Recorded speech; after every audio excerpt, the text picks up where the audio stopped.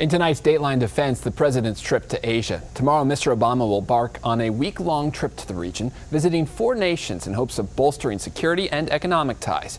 For some analysis of the trip, we're joined by John Donnelly, Congressional Quarterly and editor of the CQ on Defense blog. John, thanks for being here. Obama's trip was originally scheduled for last October, but because of the government shutdown, it was moved to this week. What countries will the president visit, and why those particular Asian nations? He's going to go to 2 of the countries that he was going to visit last October, Malaysia and the Philippines. And then he's also going to go to Japan and South Korea. And at each of these stops, there's going to be both economic and security issues discussed. Some more security issues in certain nations than others.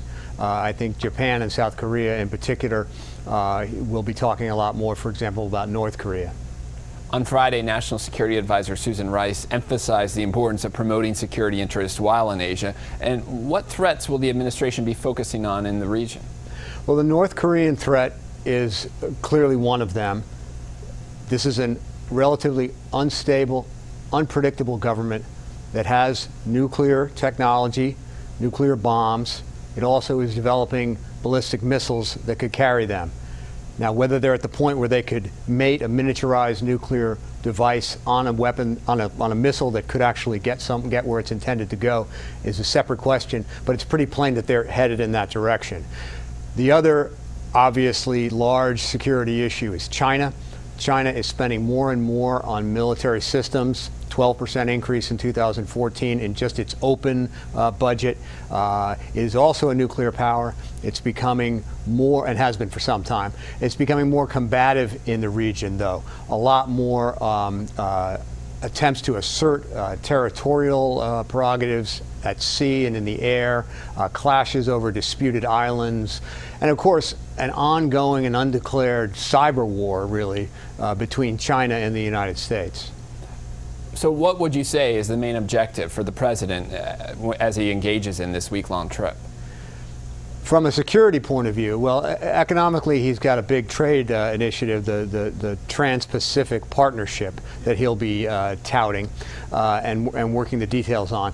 But from a security point of view, I would say that his main objective is to assuage Asian allies who are unconvinced about his commitment to the region. They see the defense budget in the United States leveling off.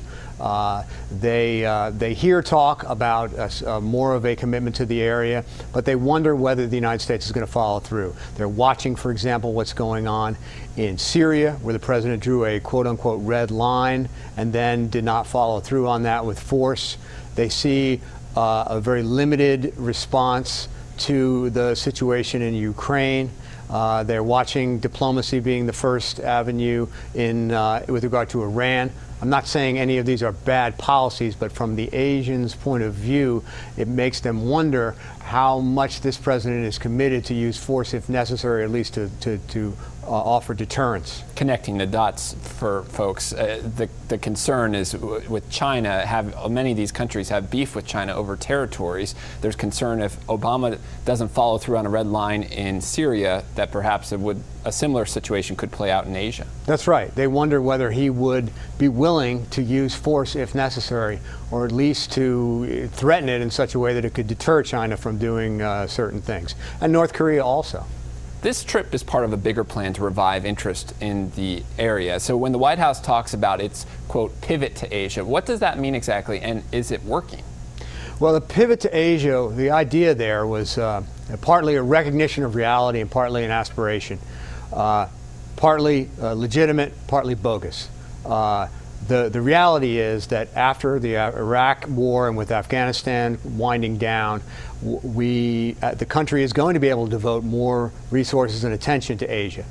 And it needs that attention because it had been getting short shrift during the post-9/11 war years, and if only because of its economic significance, besides the security stuff we talked about, it needs to be a major area of U.S. policy attention.